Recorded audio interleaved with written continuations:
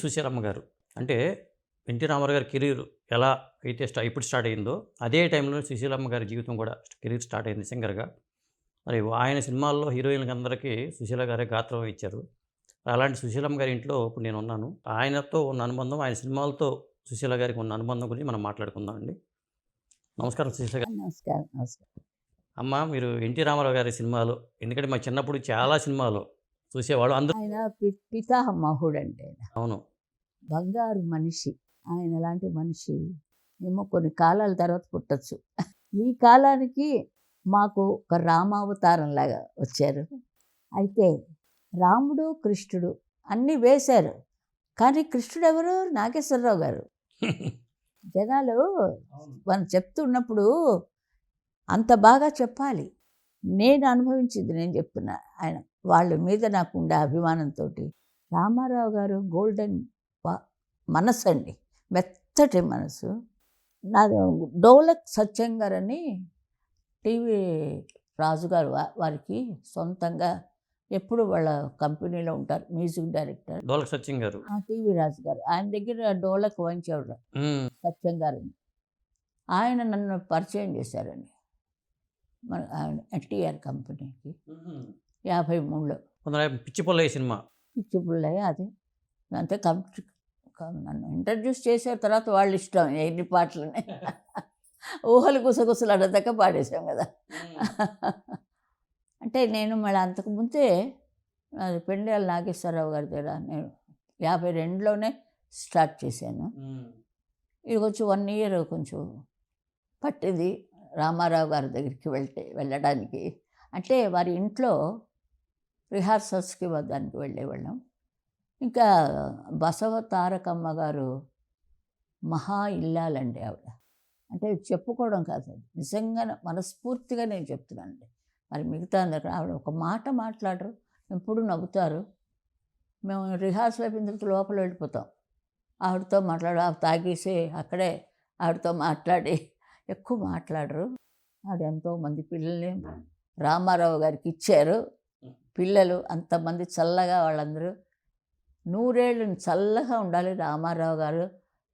ఇది కలియుగం ఎండ్ అయ్యేదాకా ఇది అందరి నోట్లో మెలగాలని నా కోరిక. అంటే నేను కూడా ఉండను కదా, ఎవరు ఎప్పుడు ఉంటారు ఎప్పుడు పోతారు అంతే. ఇప్పుడు అగ్రిమెంట్ లేదు మనకి. అందుకే ఒక నాగేశ్వరరావు గారు, ఒక రామారావు గారు, కృష్ణార్జున్లాగా వాళ్ళిద్దరూ నాకు భిక్ష పెట్టారండి. సంగీత భిక్ష వాళ్ళ ప్రొడక్షన్స్లో పాడి నేను ఇంత దాన్ని అయ్యానంటే వాళ్ళ యొక్క ఆ స్తంభాల యొక్క దాని మీద మూల స్తంభాలుగా వాళ్ళు చాలా అన్నపూర్ణ పిక్చర్స్ ఆవిడ చాలా. నాగేశ్వరరావు గారు చెప్పక్కర్లేదు, ఇద్దరికిద్దరేనండి. మన ఇల్లు పావనం చేశారు రామారావు గారు. అప్పుడు నాకు కొంచెం అదే మా వారు ఇదవడం నుంచి ఇంటికే వచ్చేసారు. ఇంటికి చక్కగా మఠం వేసుకుని కూర్చొని మా అని చెప్పి నన్ను ఓదార్చి ఒక గంట ఉన్నారు. ఇక్కడ ఆ సోఫాలో కూర్చొని మఠం వేసుకొని కూర్చున్నారు. అప్పటికే తెలుగుదేశం ఆ బట్టలు ఉన్నాయి, మరి తెలుగుదేశం అప్పటికే ఆయన ముఖ్యమంత్రి అయిపోయి ఉంటారు. అలాగే అనుకుంటాను. అంతకుముందు ఏంటంటే అయ్యో ఏదో వచ్చిందండి, కరువు కాటకాలు లాంటివేవో. అది ఉప్పిన తుఫాన్ వచ్చిందండి. తుఫాన్ ఇదికి అవి అందరూ ఏకం. సినిమా వాళ్ళు దూరంగా ఉంటారండి, ఏదైనా వచ్చిందని అందరూ కలిసిపోతారు. అది చాలా అంతమందికి తెలియదు. నేను ఇన్ని భాషల్లో పాడడం నుంచి కొంచెం అది కూడా వస్తుంటుంది. తమిళం అలాంటివి ఏదో వస్తుంటుంది. అప్పుడు రామారావు గారు నాకు కబురు పెట్టించారు. ఇక్కడి నుంచి అయింది, నన్ను ఓదార్చారు. అంతకుముందు ఇది ఆయన మామూలుగా షూటింగ్ చేస్తున్నప్పుడు అప్పుడు ఒక 2 బస్సులు టూర్ వేశారు. అవును, ఆఫీస్ నుంచి ఇద్దరు నేను కూడా వెళ్ళాను. కళాకారులు అందరిని తీసుకెళ్లారు. అవును, ఆర్టిస్టులు, లేడీస్ ఆర్టిస్టులు. అమ్మ బాబోయ్, సూర్యకాంత్ అమ్మగారు నా ఫేవరెట్ ఆర్టిస్ట్ ఆవిడ. అదే గుడ్డమ్మ కథ అలా వెళ్ళిందంటేనండి ఆవిడదేనండి. ఈ ఎవరు పేరేం పెట్టారు దానికి, రామారావు గారికి ఏదో పేరు పెట్టాడు, గుండక్క. అది వాళ్ళ ఇంట్లో పెట్టి నీకు పెళ్లి చేస్తానులే ఉండు అంటుంది. అంటే అక్కడి నుంచి ఆయన పాట కోలో కోలో నా కోలో నా భూతో నా భవిష్యత్ అండి.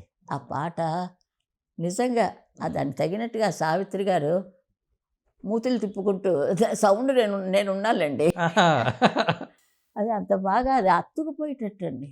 గుండమ్మ కథ 1000 సార్లు చూసినా మాకు నవ్వులు వస్తాయి. ప్రజలకి అంత మంచి సబ్జెక్టు అందించారు నాగిరెడ్డి గారు, చక్రపాణి గారు. అసలు ఆ తర్వాత అంటే నాకు అన్నీ కొంచెం జ్ఞాపకం చేసుకుంటుండాలి. నాకు చాలా వయసు అయిపోయింది కదా. ఒక మంచితనం అంటే నాకేమి రాయడాలు గీయడాలు అవేమి రావు, చదువు రాదు. చదువుతాను అనుకోండి కానీ పెద్ద కానీ మీరు చదువుతో సంబంధం ఏముందండి? చిన్నప్పటి నుంచి పాటలు ఉండడం నుంచి ఈ సినిమా పాటలు పాడుకోవడం, లతా మంగేష్కర్ పాటలు పాడుకోవడం ఇదే. ఎప్పుడు ఏడుకొండల అని పాడారు లీల గారు. రామారావు గారికే జోలపాట ఏదో అనుకుంటారు. అవును. ఆ పాట నాకు చాలా ఇష్టం, అదే పాడేదాన్ని. అది అలాగా నేను వెలుగులోకి వచ్చాను. తర్వాత మెడ్రాస్ వచ్చి అదంతా మీకు తెలియదు. మీకు చిన్న వయసు ఉంటుంది కదా అప్పుడు 1950s వచ్చారా మీరు? 51 51లో వచ్చేసాను. ఆయన కూడా అంతే కెరీర్, రామారావు గారి కెరీర్ కూడా అదే టైంలోనే స్టార్ట్ అయింది. ఇప్పుడు మన దేశం సినిమా, కృష్ణవేణి గారిది మన దేశం, పల్లెటూరి పిల్ల, ఆ తర్వాత నాగిరెడ్డి గారి సినిమాలో పాతాళ భైరవితో ఆయన కెరీర్ స్టార్డమ్ వచ్చింది. నాకు చాలా ఇప్పుడు ఒకటి ఇచ్చారండి వాళ్ళిద్దరూ, నాగేశ్వరరావు గారు, రామారావు గారు. ఒకసారి అదే బస్సులు అరేంజ్ చేశారండి, అందరినీ ఎక్కమన్నారు, నన్ను కూడా ఎక్కమన్నారు. మా ఆయన్ని వెనక బస్సులో ఎక్కమన్నారు. నాకు బ్రేక్ పడిపోయింది. అయ్యా నేను కూడా ఆ బస్సులో ఎక్కుతాను, రండి మరేం పర్వాలేదండి. మా ఆయన కూడా నా పక్కన కూర్చోబెట్టి వాళ్ళందరితో స్టార్స్తో సహా, అంటే హీరోయిన్స్ వస్తారు, వాళ్ళ తాలూకా వాళ్ళు ఎవరో ఉంటారు కదా, వాళ్ళందరినీ అందులో ఎక్కిస్తారు. న్యాయమే అది చాలా న్యాయం ఆయన చేసేవన్నీ. అది నన్ను కూడా అట్లాగే ఎక్కమంటే నేను ఎక్కలేదు. ఇక్కడే ఎక్కాలని, అక్కడో ఎక్కడో ఎక్కుతానండి, నాకు అలాంటిది ఏం బాగా. సరే అలా వెళ్ళాము. రాజమండ్రి తర్వాత వైజాగ్లో అందరూ రోడ్లు దిగి నడిచి ఎంత చేశారు. రోడ్డు మీద రావడమే ఇంకా ఎవడు పడితే వాడు అలా పడేశాడు ఉండలు అంతా.